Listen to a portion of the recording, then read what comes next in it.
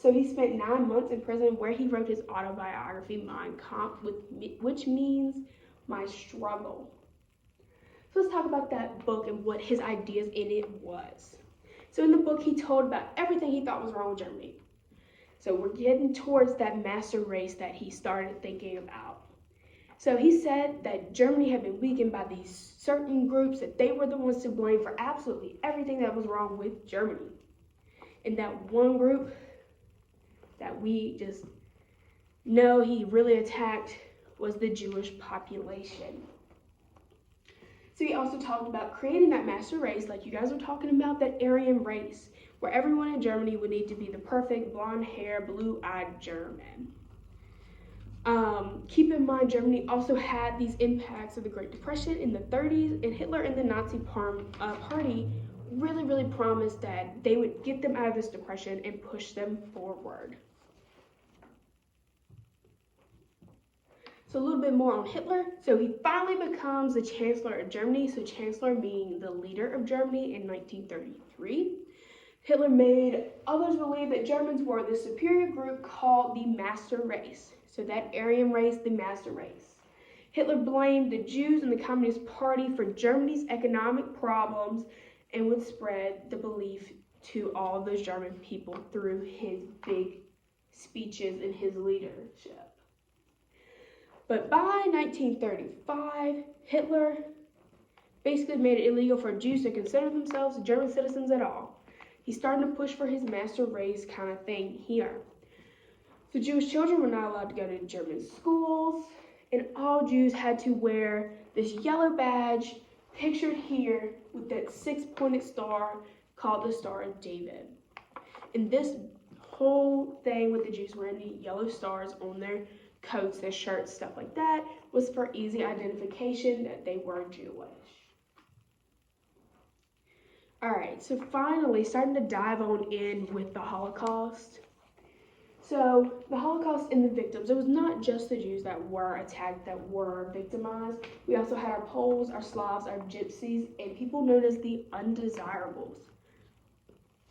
With that being said, our undesirables were your homosexuals, mentally ill, and political protesters, or people that opposed Hitler. Here you have pictured are your little German children with their Star of David and your gypsies. So big terms to know, guys. So first one, genocide. The systematic and purposeful destruction of racial, political, religious, or cultural groups.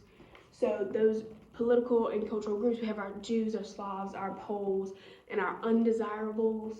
Okay, so those would be your cultural groups. Then your final solution, Germany's decision to exterminate all Jews. So that final solution that Hitler and them were going to come up with is called the final solution. Here, guys, you see these young Jewish kids, possibly teenagers, with their striped pajamas on at the barbed wire fence. And you can imagine these ovens, not cooking pizzas in them or anything like that. More or less, we're just burning bodies and getting the ashes there. All right, so now on to the Holocaust. So the Jews in Europe had been facing persecution for many years. This is not a new thing. So anti-Semitism is the discrimination or hostility, often with violence directed at Jews. And this comes from the Germans calling themselves Aryans and the Semites being Jews. Okay?